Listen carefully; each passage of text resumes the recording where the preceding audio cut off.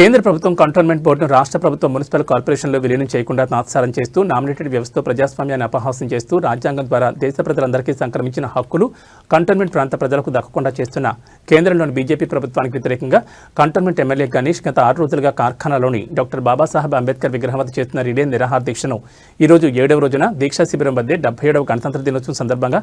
జాతీయ జెండా ఎగురవేసి వచ్చే గణతంత్ర దినోత్సవం నాటికి కంటోన్మెంట్ ప్రజలు కేంద్ర ప్రభుత్వ కమంద హస్తాల నుంచి విముక్తి పొంది రాష్ట్ర ప్రభుత్వం మున్సిపల్ కార్పొరేషన్లో విలీనం జరిగి అభివృద్ధి ఫలాలను పొందాలని ఆకాంక్షించి దీక్షను ప్రారంభించారు.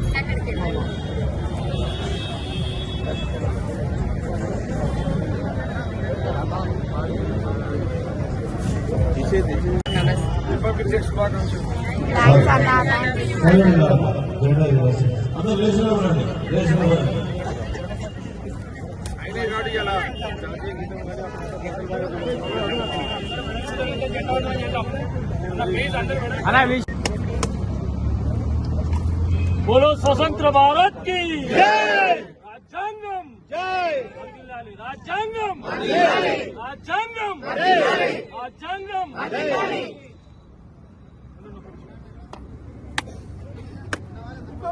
जरा पीछे साइड दो, जरा जान दो, पीछे जान दो, जरा जरा साइड दो, पीछे पीछे साइड दो,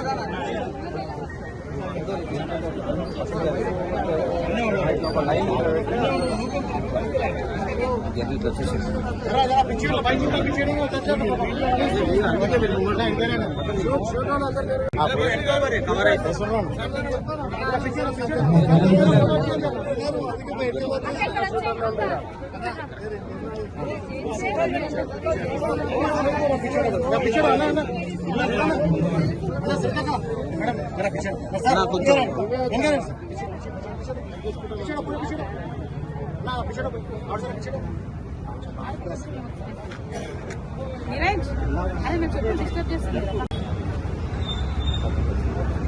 నా ఫోన్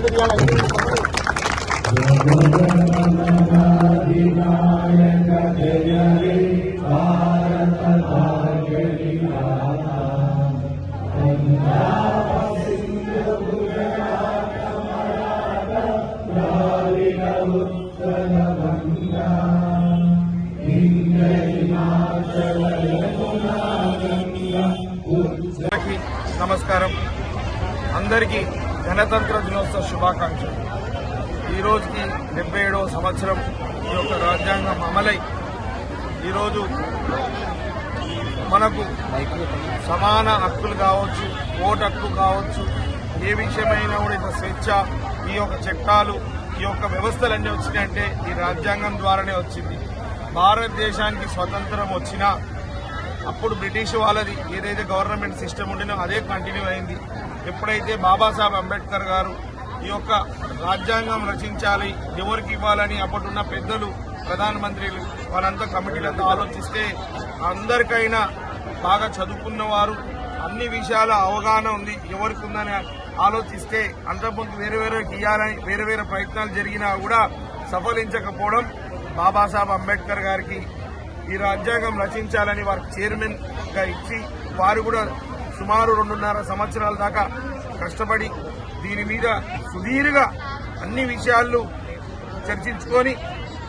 వారు ఆనాడే కాదు భవిష్యత్తు తరాలకు కూడా మేలు జరిగే విధంగా భారత రాజ్యాంగం ఎలా ఉండాలనో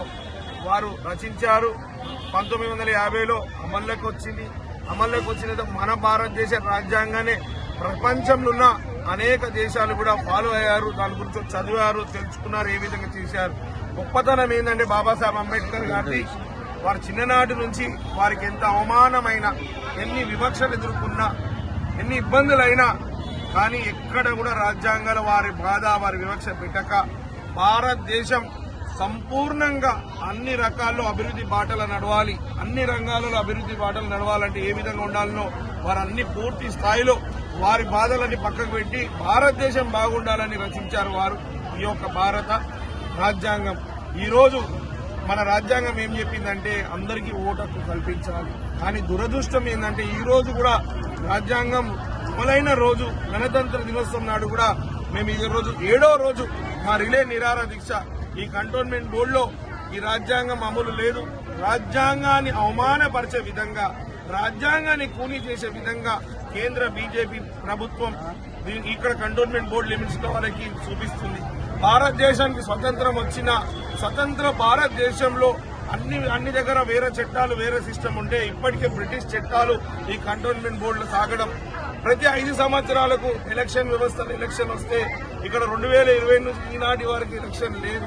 మాకు మెర్జ్ చేసి కంటోన్మెంట్ బోర్డుని జిహెచ్ఎంసీని విలీనం చేయాలని ఏదైతే డిమాండ్ ఉందో ఈ రోజు అన్ని వర్గాల నుంచి